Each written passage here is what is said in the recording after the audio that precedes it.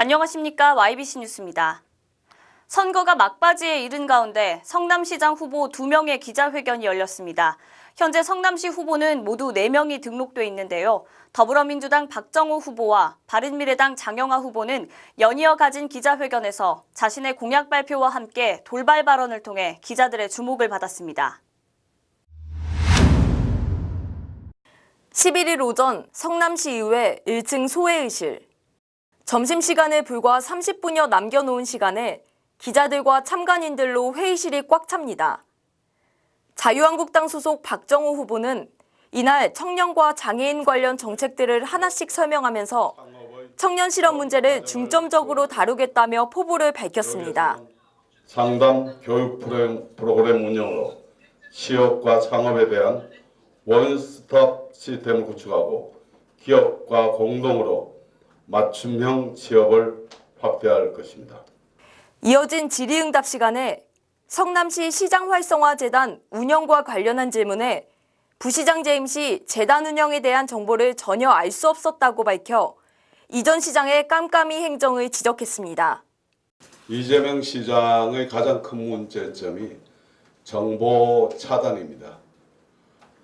사실 저도 부시장 출신이라도 현황 하나 구해보는데 못 구해요.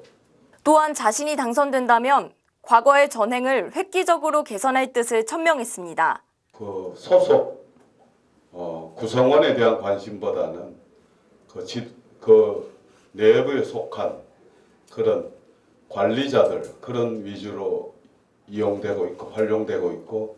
박 후보의 기자회견은 당초 예상 시간을 훌쩍 넘겨 50여 분간 진행된 뒤 마무리됐습니다.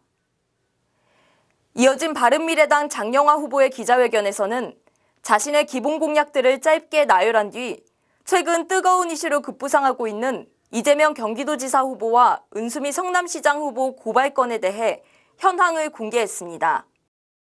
장 후보는 김부선 씨 관련 내용들과 자신의 형인 고 이재선 씨를 정신병원에 강제로 입원시키려고 한 정황이 담긴 녹취록을 공개하면서 이재명 경기도지사 후보를 허위사실과 직권남용 등의 혐의를 들어 고발했다고 밝혔습니다.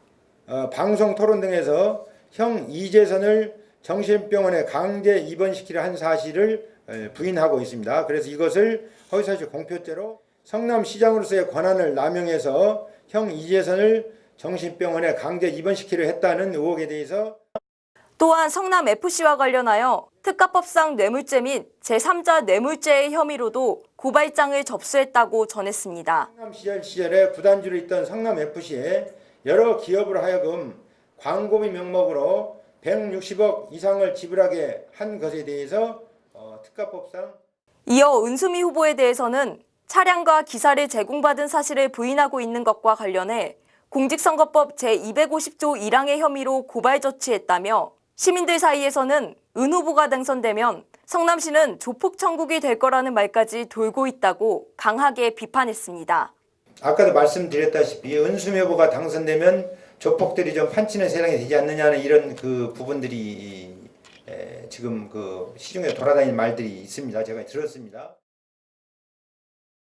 이재명 경기도지사 후보와 김부선 씨의 진실 공방이 가열되며 이목이 집중되고 있습니다. 최종 투표를 이틀여 남겨두고 고발장까지 접수되는 등 성남시 출신 두 후보에 대한 논란은 더욱 뜨거워지고 있는데요. 태풍의 눈처럼 부각된 두 후보 관련 이슈들이 선거판에 미칠 영향과 향후 전국에 어떻게 이어질지 국민들의 관심이 폭발하고 있습니다.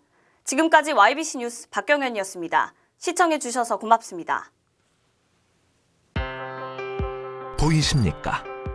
21세기 동북아 물류의 전초기지 평택항. 새로운 기회와 놀라운 변화. 생활의 감동이 전해지는 즐거운 발걸음. 평택이 시민과 함께 대한민국 신성장 경제 신도시로 더 새롭게 발전합니다.